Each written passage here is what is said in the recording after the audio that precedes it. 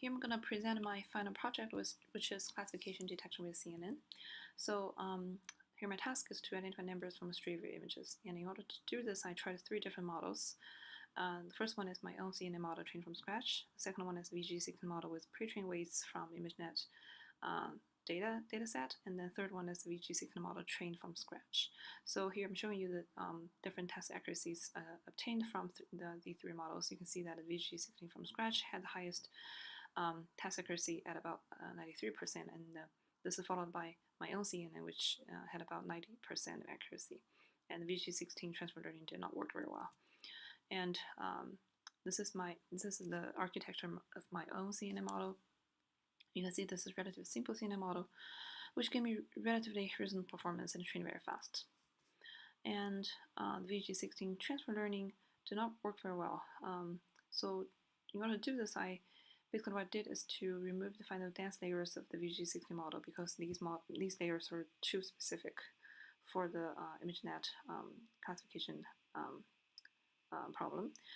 And I feed my training data through the convolution layers to obtain the bottleneck features, and then I train a very small, simple model on top of the bottleneck features. So after all the experiments, I still couldn't get this model to above 70% accuracy. I think this is probably because the fact that the pre-trained weights are still too specific for the ImageNet classification task.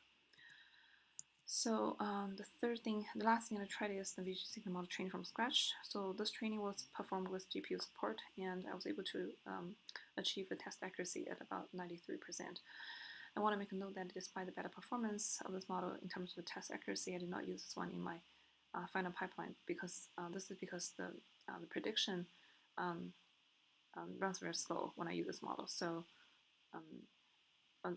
that's because the model is very deep and has many weights. So I want to strike a balance between the accuracy and the time cost, and I choose the simple CNN model for the pipeline.